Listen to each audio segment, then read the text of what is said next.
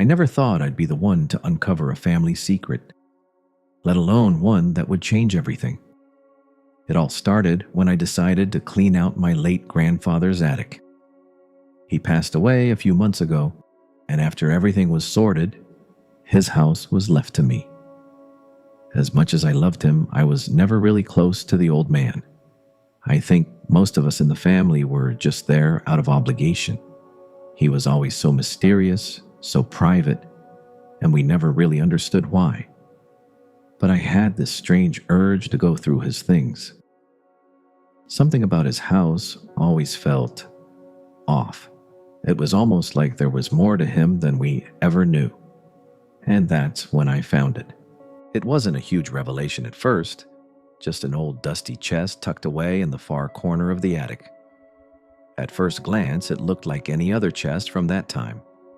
Nothing special, just another piece of old furniture.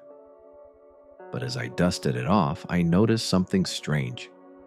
A hidden compartment. It was cleverly concealed beneath the bottom panel, and I wouldn't have even noticed if I hadn't accidentally bumped into it. I didn't have a key, but I wasn't about to let that stop me. I used a butter knife and pried it open, and what I found inside made my heart skip a beat. There was a small locked metal box, and inside that box was a stack of old papers. I opened them one by one, and as I started reading, my hands began to tremble. These weren't just letters. They were detailed, carefully written notes, all related to family history, but not in the way I had expected. These documents revealed things I could never have imagined. My grandfather wasn't just the quiet, private man I thought he was. He had a past, a dark, secret past that none of us ever knew about. And that was only the beginning. The more I read, the deeper I sank into this mystery. The letters led to something bigger, something so life-altering that I almost couldn't bring myself to believe it. But it was there, written in his own hand. And that's when I realized the secret wasn't just about him. It was about all of us. As I continued to read through the documents, a sense of dread settled over me. The more I uncovered, the more questions I had. There were names I didn't recognize, places I had never heard of, and details that didn't make sense. But there was one thing that stood out among all the cryptic notes. My grandfather had kept a secret that involved everyone in the family, and it was something so shocking, so deeply intertwined with our history, that I could barely process it. The papers described how my grandfather had been involved with a woman long before he married my grandmother. Her name was Sarah, and she had been part of a life he had tried to bury. From what I could tell, their relationship was passionate and intense, but it was also toxic. There were references to family fights, secret meetings, and a mysterious event that had torn them apart. The most shocking part, the woman Sarah had a child, my uncle, my real uncle. I didn't know what to make of it at first. How could this be true? I grew up thinking my uncle was the child of my grandmother and grandfather. But now I was reading that my real uncle, the one I had known all my life, wasn't my biological relative. I had always thought he was just like me. His family had always felt like my family. How could this be possible? The documents also referenced something that truly shook me to the core: the true identity of my uncle's father. According to these papers, my grandfather wasn't just involved with Sarah. He was also the biological father of my uncle. It seemed like a tangled mess of lies and deception, but as I pieced together the story, the pieces started falling into place. My grandfather had fathered a child with another woman before he married my grandmother, and he had kept that secret hidden for decades. I had to know more. I couldn't just leave it there, not after everything I had uncovered. I needed to find out what happened to Sarah, to my uncle, and why my grandfather had kept the secret for so long. What could possibly have happened to make him hide such a huge part of our family's history? The more I read, the more confused I became. There were references to a meeting that had taken place between my grandfather and Sarah in the early 1960s, but it was vague. Nothing clear about why they had stopped seeing each other. The notes were full of regret, anger, and pain, but they didn't give me a clear picture of what had really happened. It was like my grandfather had tried to bury everything, and the deeper I dug, the more secrets I found. But there was one thing that I knew for sure now. I had to find Sarah. The search led me down a path I never expected. The name Sarah didn't bring up much in the family records, and the few details I found didn't match anyone I knew. But then I found an old address, one that had been crossed out in my grandfather's handwriting. It was for a house on the outskirts of town, and something about it felt familiar. I knew I had to go there. There had to be more to this story. I drove to the address, my mind racing with questions. What if Sarah was still alive? What if she had answers? What if everything I thought I knew about my family was wrong? The house was older, but well maintained, tucked away in a quiet neighborhood. I parked in front and took a deep breath. It felt like I was walking into something far bigger than me, something I wasn't sure I was ready for. I knocked on the door, but no one answered. I stood there for a moment, unsure of what to do next. That's when I noticed something odd. An old rusted mailbox with the name S. Johnson, still faintly visible. That was the name Sarah had used in my grandfather's notes. This was it. I had found her. I waited for what felt like forever. But just as I was about to leave, an elderly woman appeared at the door. She was thin, with graying hair and sharp eyes that seemed to look straight through me. "Can I help you?" she asked, her voice soft but firm. "Are you Sarah?" I asked, my heart pounding. She hesitated for a moment before nodding. "Yes, I am. What do you want?" I introduced myself, explaining who I was and what I had found in my grandfather's attic. Her eyes widened, but she didn't say anything at first. Instead, she motioned for me to come inside. As I walked inside, the air in the house felt thick with history. It was a simple home with worn furniture and pictures of the past lining the walls. It was clear that Sarah had lived a quiet life since my grandfather left. And yet something about her presence felt both mysterious and heavy. She led me into the living room, a small cozy space where we both sat down. Her eyes never left mine as she studied me carefully. For a moment, neither of us spoke. The silence was deafening. I could tell she was weighing whether or not to tell me the truth, to open up about the things I had uncovered in my grandfather's attic. Finally, she spoke. "You're his grandson, aren't you?" Her voice was calm, but there was a trace of sadness behind it. I nodded. "Yes. My grandfather, he never told us about you. He never told us about what happened. Why did he keep it all hidden?" She sighed deeply, leaning back in her chair. "Your grandfather, he wasn't always the man you thought he was. He made mistakes, big ones. And I was one of them. We had a relationship when we were young, but it was never meant to be. When I found out I was pregnant, he didn't want anything to do with it. He left me, and I raised your uncle alone. But there was something else, something he never told you. Your uncle was never meant to know the truth either." I was stunned. The pieces were finally falling into place.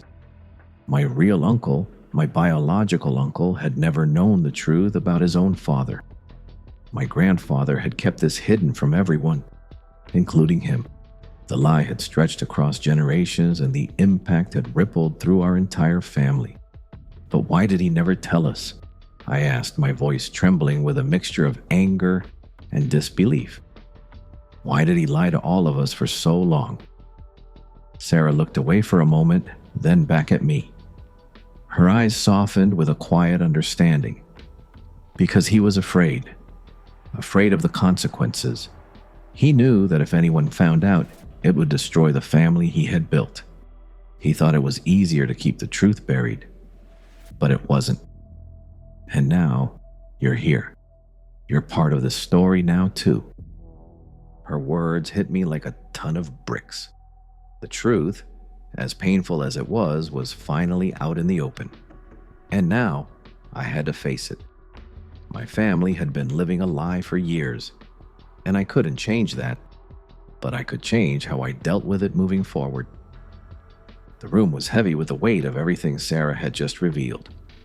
My mind was racing, and my heart was pounding. I had come here searching for answers, but now that I had them, I wasn't sure what to do with them.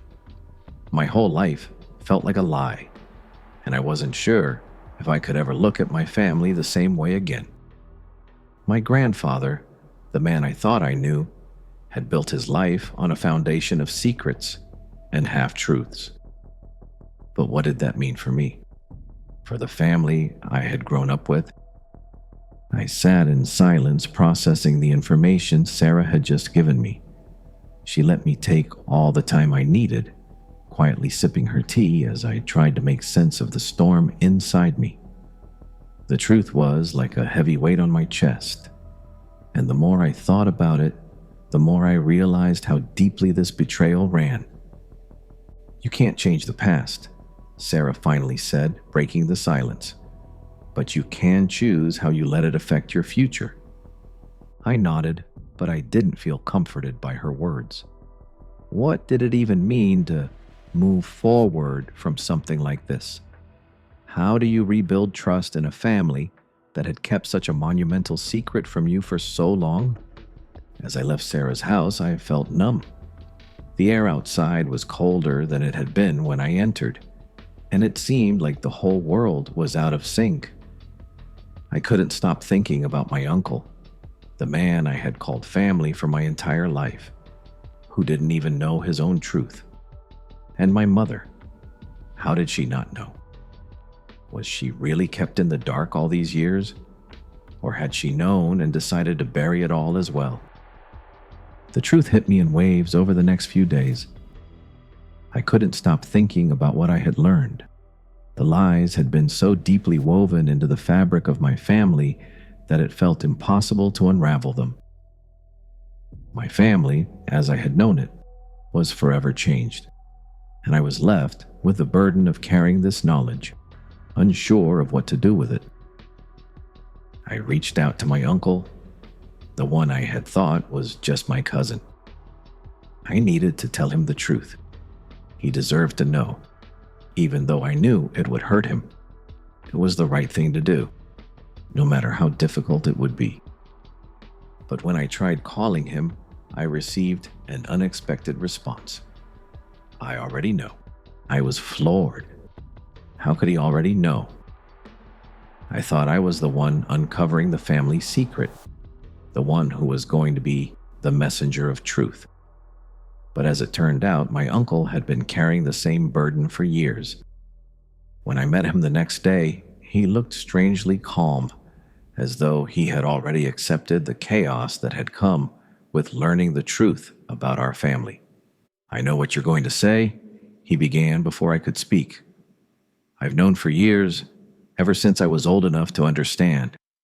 Sarah, our mother, told me when I turned 18. My jaw dropped. I couldn't believe it. My own uncle had known about this secret before me, before anyone else.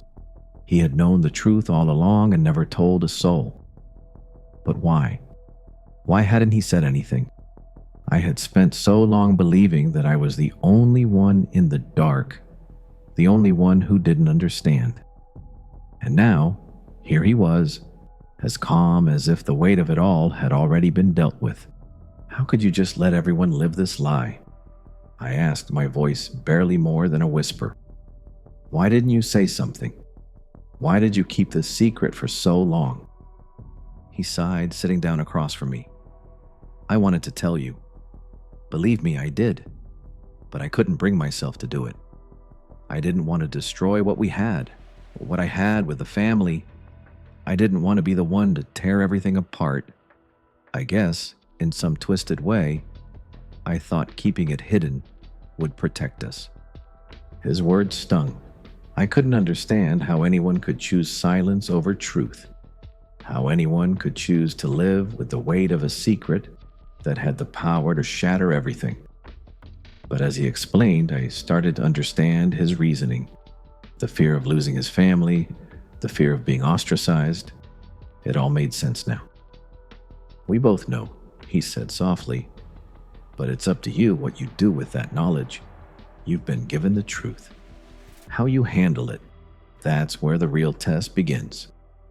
I sat in silence for a long time, trying to process everything he had said. He was right, though. The truth was mine now, and I had to figure out what to do with it. For the first time, I thought about what he had said. I couldn't change the past, but I had the power to decide what came next. It was a choice, whether I would accept this new reality, embrace my family for what it was, or walk away from it all. And for the first time, I understood that the hardest part wasn't uncovering the secret. It was deciding how to live with it. I spent weeks wrestling with the truth. My mind was a battlefield, torn between the love I still had for my family and the betrayal that now sat at the core of it. I didn't know how to rebuild the trust that had been shattered, or if it was even possible to move forward. The truth had changed everything, and there was no going back to the way things were. I spoke to Sarah again, and this time I asked her the questions that had been plaguing me since I discovered the truth. Why had she kept the secret? Why hadn't she ever told my uncle? Why had she let this lie spread for decades? Her response was filled with the same remorse I had heard before, but now it felt empty. She told me she had hoped it would never come to light, that she could keep her family intact and protect us from the pain of the truth. But she couldn't take it back. The damage was done. At some point, I realized that no amount of apologies would heal the wound. My family was broken, and no one could change that. The question now wasn't about who was to blame, but about how to move forward. I didn't want to keep living in this web of secrets, but I also didn't want to let it define me. I had one last conversation with my grandfather's old friend, someone who had been a part of the family history, someone who had known about all the secrets. He didn't have the answers I was looking for, but his words stuck with me. Sometimes the truth comes when you're least expecting it, but how you deal with it is what matters most. You can carry it with you, or you can let it go. I knew then that I didn't have to carry this burden anymore. I didn't have to let this secret define me or my future. I could choose to move forward, learn from it, and build something new from the pieces of my past. It wasn't easy, and it wouldn't be fast, but I was ready to let go of the pain and start healing. The hardest part was accepting that the family I thought I knew no longer existed. But in the end, I realized that sometimes the most painful truths lead to the most important growth. If this story resonated with you, hit that like button and subscribe for more real-life confessions. What would you do if you uncovered a family secret like this? Share your thoughts in the comments below. Let's talk about it.